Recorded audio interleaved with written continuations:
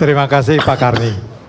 Pertama ingin mengoreksi perkenalan saya. Saya dikenalkan sebagai mantan anggota DPR, tapi saya juga mantan napi seperti Mas Arsvindo. Jangan bawa-bawa nama saya dong. Tadi dikenalkan sebagai mantan napi. Yang kedua, judul itu kurang Pak Karni. Seharusnya dagang fasilitas penjara, kenapa kaget?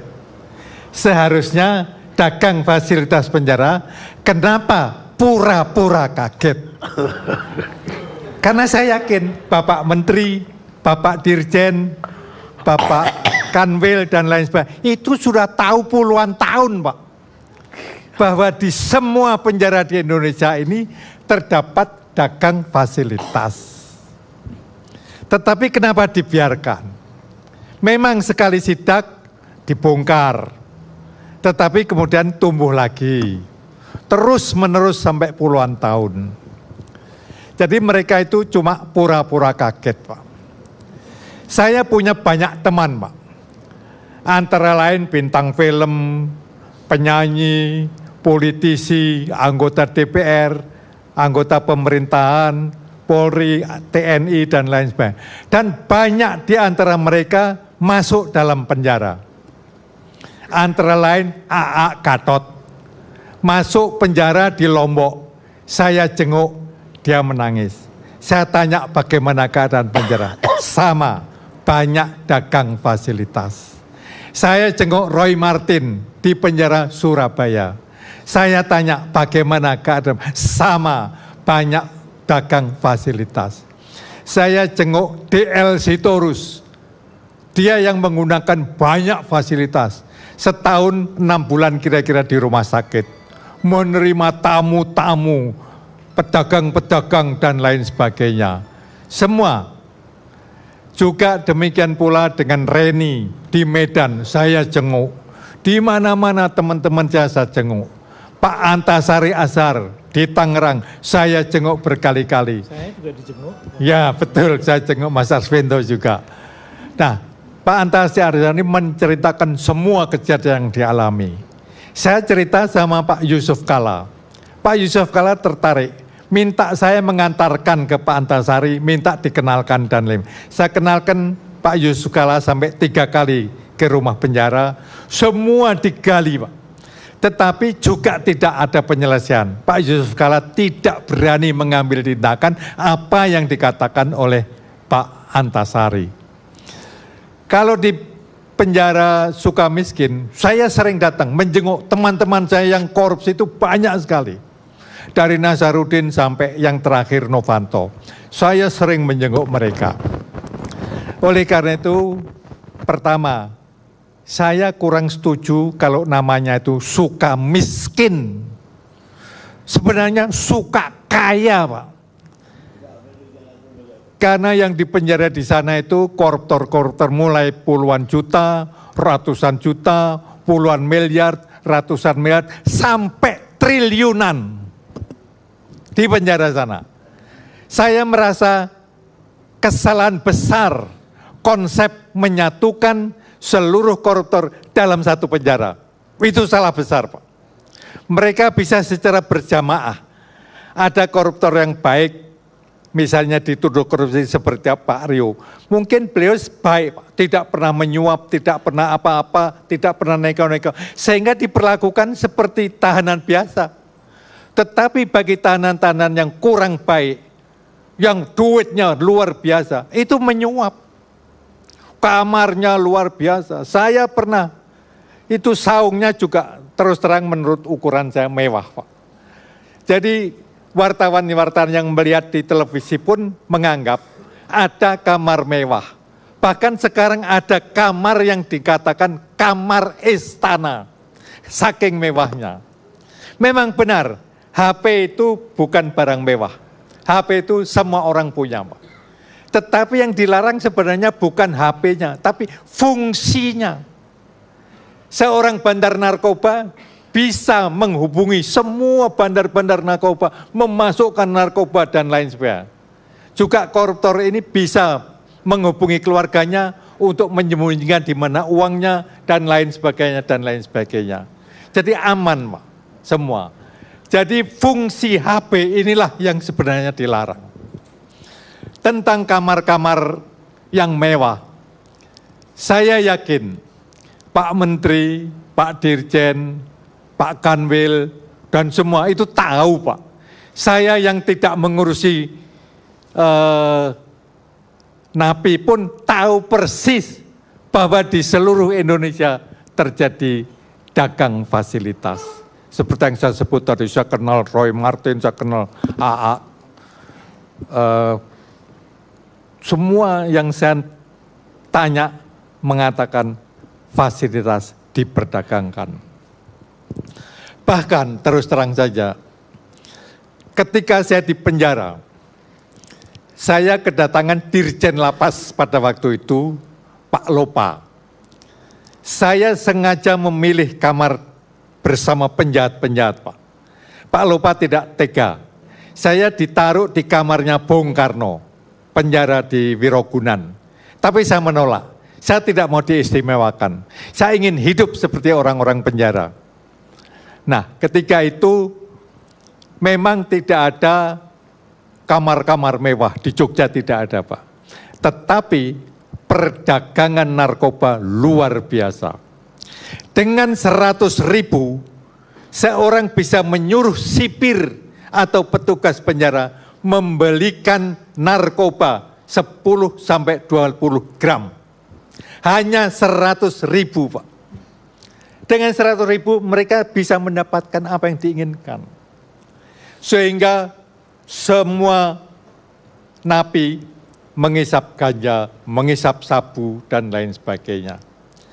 Sehingga kalau ada pemeriksaan mendadak, mereka diberitahu dulu, Pak. Dan lucunya, semua narkoba itu dititipkan di kamar saya. Cilakanya begitu. Karena tidak ada yang berani memeriksa kamar saya. Mereka takut, petugas-petugas penjara. Nah, akibatnya saya bingung, Pak. Saya laporkan atau saya diamkan. Kalau saya diamkan, narkoba ini menjadi milik napi. Kalau saya laporkan, diambil oleh penjaga-penjaga penjara, akhirnya dijual juga ke napi. Itu lebih kurang ajar lagi. Karena itu, ya saya diamkan saja, saya ambil sikap diam saja. Toh saya tidak berdosa, tidak memakai, dan lain sebagainya. Nah, sedangkan kamar-kamar yang mewah, yang ada disebut kamar istana, itu memang benar. Dan itu peraturan penjara, Pak. Tidak diperbolehkan kamar mewah, tidak diperbolehkan TV, tidak diperbolehkan kulkas, tidak diperbolehkan HP. Itu peraturan penjara. Bukan karena ini sederhana atau tidak. Tetapi dengan barang-barang yang itu, berarti dia hidup di rumah sendiri, tidak di penjara. Karena kesalahan orang-orang penjara itu kan banyak. Tadi Pak Rio tidak menjelaskan kesalahannya, hanya melihat orang yang di penjara. Kesalahannya orang penjara, ada yang membunuh orang, Pak. Kalau yang dibunuh itu bapak keluarga yang mencari makan buat keluarganya, seluruh keluarga mati, Pak. Menderita. Apalagi kalau seorang perempuan diperkosa rame-rame 15 orang. Bagaimana nasib perempuan ini? Dan bagaimana koruptor yang sampai ratusan miliar atau triliunan memiskinkan rakyat. Rakyat yang harus menikmati pembangunan menjadi hancur, tetap miskin, tetap lapar. Untuk itulah mereka dihukum. Untuk itulah mereka tidak boleh hidup secara wajar. Harus dipenjara. Karena itu saya lebih suka istilah penjara daripada lembaga pemasyarakatan. Kalau lembaga pemasyarakatan, napi-napi itu memang ingin bermasyarakat, ingin ketemu orang, ingin ketemu keluarga. Itu namanya bermasyarakat menurut napi. Nah, pembinaan juga keliru, Pak. Yang dibina itu bukan napi, tetapi napi membina petugas-petugas penjara. Napi yang duitnya banyak bisa menyuruh penjaga apa saja, berbuat apa saja. Membebaskan dia, memberikan fasilitas yang hebat dan lain sebagainya. Karena itu, saya berpendapat, karena menteri dan petugas-petugas lain tahu persis keadaan penjara, karena memang tugasnya melihat penjara, itu harus mengambil tindakan tegas secara konsisten. Tidak hanya sidak saja. Seperti terkaget-kaget itu kalau ada pers menyiarkan, mereka kaget. Padahal pura-pura kaget saja. Mereka sudah tahu keadaan begitu kok. Mereka sidak. Yang disita mereka sudah tahu. Bakal nyita HP, bakal nyita uang, bakal nyita kulkas, bakal nyita televisi. Itu semua sudah tahu. Uang di penjara itu ratusan juta, Pak. Saya sendiri ketika di penjara, saya malah menjadi kaya, Pak. Bang Buyung nengok saya, almarhum. Meninggalkan 20 juta buat saya. Bang Ali Sadikin meninggalkan 25 juta buat saya. Siapa teman-teman sampai kamar saya itu penuh uang, Pak. 2 karung uang. Tetapi anak istri saya tidak boleh menikmati uang itu. Itu saya berikan kepada orang-orang penjara yang membutuhkan. Dan fasilitas penjara yang rusak seperti lapangan badminton, meja pingpong, semua saya perbaiki dengan uang itu. Jadi di penjara saya disenangi baik oleh petugas maupun oleh orang-orang napi. Karena itu, dalam hal-hal seperti suka miskin, memang terdapat kelemahan, yaitu lebih banyak orang kaya yang dipenjara. Dan orang kaya ini yang melanggar semua peraturan penjara, menginginkan yang tidak diperbolehkan dengan melakukan penyuapan. Nah, dengan melakukan penyuapan ini, mereka bisa mendapat apa yang diinginkan. Dan suapnya tidak kecil, Pak. Kepala lapas yang baru 3 bulan, sudah mendapat 2 mobil mewah dari napi. Uang ratusan juta atau mungkin miliar dari napi. Baru 3 bulan, Pak. Saya menengok penjara wanita di Pondok Bambu. Saya nengok Laude Nurhayati dan teman-teman saya yang lain. Saya tanya, ada kamar? Oh ada, Pak, itu yang dari Lampung itu, yang pernah dipenjara. Gua kamarnya kayak hotel dan lain sebagainya. Mereka juga iri, Pak. Karena mereka tidak bisa melakukan perbuatan seperti itu. Tapi karena dilindungi, ya iri hati mereka sampai pada rasa iri saja. Tidak bisa apa-apa. Mau melaporkan kepada siapa.